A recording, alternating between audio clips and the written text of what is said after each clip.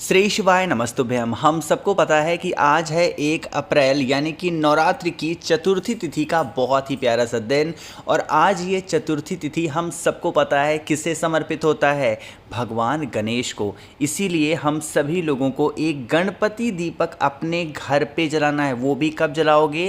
रात में, यानी कि शाम के टाइम पे प्रदोष काल के बाद में इस दीपक को जलाना है। जो भी घर की प्रॉब्लम्स होंगी, जो भी जीवन में आपके कष्ट होंगे, उन कष्टों से आपको छुटकारा ज़रूर मिलेगा। ठीक है ना? तो इसी की बात पूरी वीडियो में हम लोग करेंगे। वीडियो को तो पूरा देखिएगा। ठीक, चलो स्टार्ट करते हैं। सबसे पहले यहाँ पे आप सभी को दिखाई दे रहा होगा शमी का पत्ता। अरे दिख रहा है ना? तो देखो, जो गणपति जी का दिन है, यानी कि चतुर्थी का जो दिन होता है, जो नवरात्रि के दिन में चतुर्थी तिथि पड़ती है, उसे विनायक चतुर्थी के नाम से जानते हैं। और आपको पता होना चाहिए भगवान गणेश को इस दिन शमी का पत्र बहुत प्रिय होता है। तो अगर आपको शमी का पत्ता मिल जाता है तब तो बहुत अच्छी बात है, और नहीं मिलता है तो चावल के दाने का इस्तेमाल आप कर सकते हो। ठीक है ना? अब यहाँ पे हमें कोई और दिया नहीं लेना है, बल्कि कौन सा दीपक लोगे? आपको आटे का दिया लेना। अब एक चीज़ का विशेष ध्यान देंगे, आटे का दिया ऐसे ही नहीं बना लेना है कि आपने पूरे घर की रोटी के लिए आटा गूथा, उसमें से थोड़ा सा निकाल करके इस तरीके से दीपक बना दिया। नहीं, ये एक गलत तरीका है, और ऐसे बनाने से जो दीपक माना जाता है वो जूठा दीपक माना जाता है। इसीलिए अलग से थोड़ा सा आटा को गूथा करो एंड देन आप इस प्रकार से आटे का दिया बनाओ, है ना? देखो, आटे का दिए में यहाँ पे आप सभी को 5 मुख इस प्रकार से दिखाई दे रहे हैं। ज़रूरी नहीं है कि आपको ऐसे 5 मुख वाले दिए बनाने ना, आप किसी भी शेप का दिया बना सकते हो, इसमें कोई दिक्कत नहीं है। ठीक है ना? जो भी दिया आपने बनाया है, जिस भी शेप का, आप एक चीज़ का ध्यान रखेंगे, आज के दिन आप सभी लोगों को इसके अंदर तिल का तेल डालना है। ठीक है ना? घी का नहीं इस्तेमाल करना है, ना तो आपको सरसों के तेल का इस्तेमाल करना है, आपको तिल के तेल का दिया लगाना है। ठीक है ना? अब हम यह दीपक लगा किसके लिए रहे हैं? भगवान गणेश के लिए।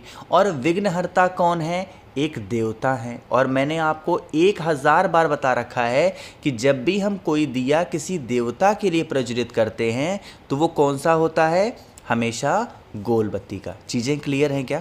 अब चलो, गोल बत्ती का दिया लगा दिया हमने, तिल का तेल डाल दिया। अब आप इस दीपक को उठाएंगे और जलाना कहाँ पे है?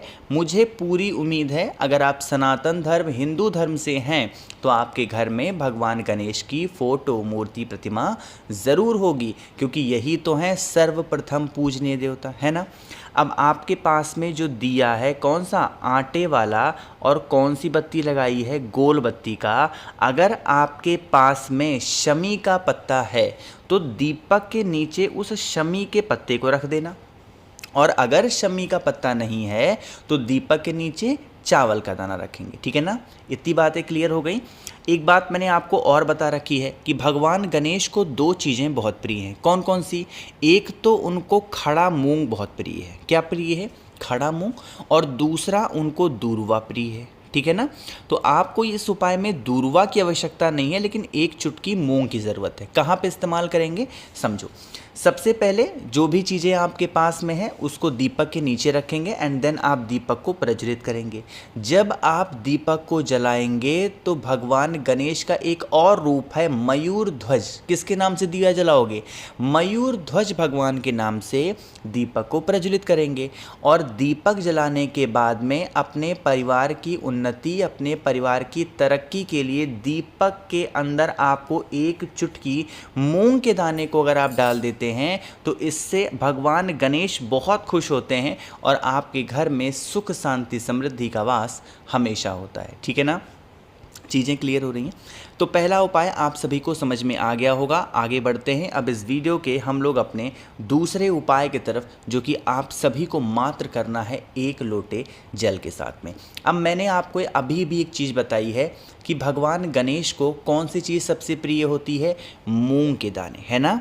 अब हम इस उपाय को कर रहे हैं अपने घर के किसी भी प्रकार की बीमारी को, या फिर आप रोग भी कह सकते हो कि कोई ऐसा इंसान है जिसको आप दवा खिलाए जा रहे हो, खिलाए जा रहे हो बट वो दवा उस व्यक्ति को असर नहीं कर पा रही है, तो आप इस उपाय को निश्चित रूप से करेंगे। ठीक है ना। क्या करेंगे, नॉर्मल सा तांबे का लोटा लेना। ठीक है ना, क्या करेंगे, तांबे का लोटा लो, जल भरो, जल के अंदर गिन करके 5 मूंग के दाने, सभी के घरों में होगा मूंग का दाना, इधर उधर खोजना नहीं है, खरीदने की ज़रूरत नहीं है, 5 मात्र मूंग के दाने को कलश के अंदर डालेंगे और महादेव के शिवलिंग के पास लेकर के पहुंच जाएंगे। जो शिवलिंग आपके घर पे हो आप इस उपाय को वहीं करेंगे।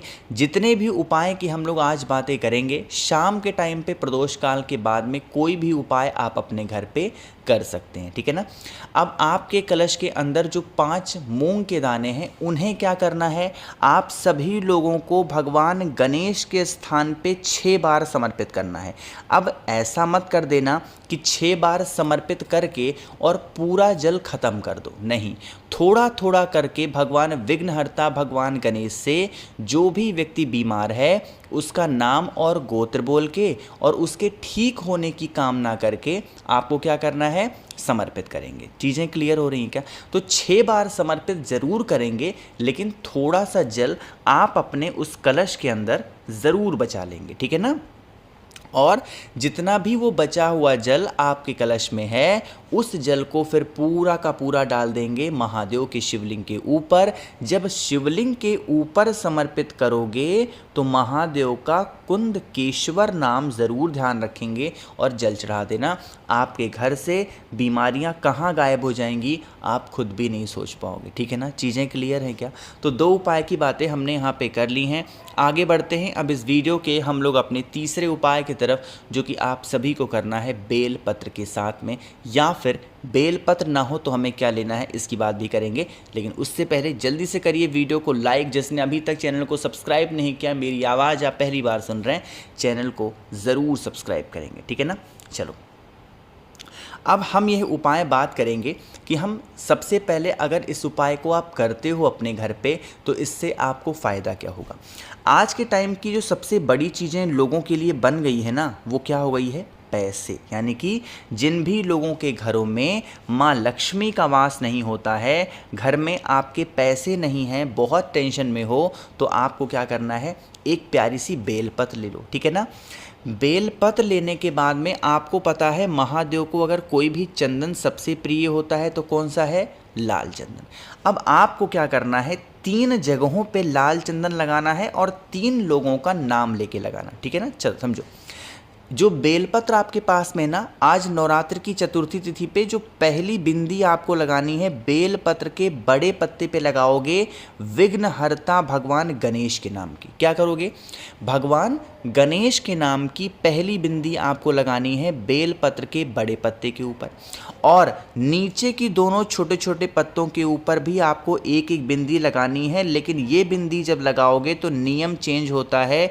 यह बिंदी आप सभी को रिद्धि के नाम से लगानी है और ये बिंदी आप सभी को सिद्धि के नाम की लगानी है, और जो पहली बिंदी आपने लगाई थी वो भगवान गणेश के नाम की लगानी है। इतनी बातें क्लियर हैं क्या। फिर आप इस बेलपत्र को यहाँ से उठाएंगे, तांबे के लोटे में जल को भरेंगे और पहुँच जाएंगे सीधा महादेव के शिवलिंग के पास में। अब यहाँ पर पहुँच करके जो आपके पास में तांबे के लोटे में जल है, सबसे पहले जल महादेव के शिवलिंग के ऊपर श्री शिवाय नमस्तुभ्यम का जप करके चढ़ा देना। ठीक है ना, पहला काम करना। दूसरा काम क्या करना है, जो बेलपत्र आपके पास में है उस एक बेलपत्र को माता लक्ष्मी का ध्यान करते हुए महादेव के शिवलिंग के ऊपर, जो भी व्यक्ति नवरात्र के दिनों में आने वाली विनायक चतुर्थी को समर्पित करता है उनके घर में कभी भी धन की कमी नहीं होती। हमेशा माँ लक्ष्मी का आगमन उस इंसान के घर में बना रहता। ठीक है ना। 3 उपाय आपको समझ में आ गए कि सबसे स्पेशल, सबसे ज़्यादा छोटे उपाय की हम लोग बातें करते हैं जिससे आपके घर में हमेशा भगवान गणेश विराजमान रहेंगे, और जिन भी लोगों के घरों में भगवान गणेश स्थापित रहते हैं, विराजमान रहते हैं, उनके घर को कभी भी माँ लक्ष्मी छोड़ के नहीं जाती। ठीक है ना। तरीका समझो। इस उपाय का कोई नियम नहीं है कि आपके पास में कुमकुम हो तो कुमकुम ले लो, आपके पास में रोली हो रोली ले लो, हल्दी हो हल्दी ले लो, सिंदूर हो सिंदूर ले लो, कोई दिक्कत नहीं। जहाँ पर भी आपने अपने घर में भगवान गणेश की फ़ोटो को रखा है, ठीक उन्हीं के पीछे जो दीवार होगी, एक तरफ शुभ लिखना है और दूसरी तरफ लाभ लिखना। बस यही एक काम आप सभी को करके देख लेना है, आपके घर में हमेशा माँ लक्ष्मी का आगमन बना रहेगा, कभी भी कोई दिक्कत घर में नहीं आने वाली। ठीक है ना। बाकी मैंने कोशिश की आप सभी को सब कुछ बहुत ही अच्छे से ढंग से बताने की। वीडियो पसंद आई हो तो लाइक करिएगा, कुछ पूछना है नीचे कमेंट सेक्शन में पूछें, और मेरे जितने भी भाई बहन आवाज़ आज मेरी पहली बार सुन रहे हैं, चैनल को ज़रूर सब्सक्राइब करेंगे। श्री शिवाय, नमस्ते।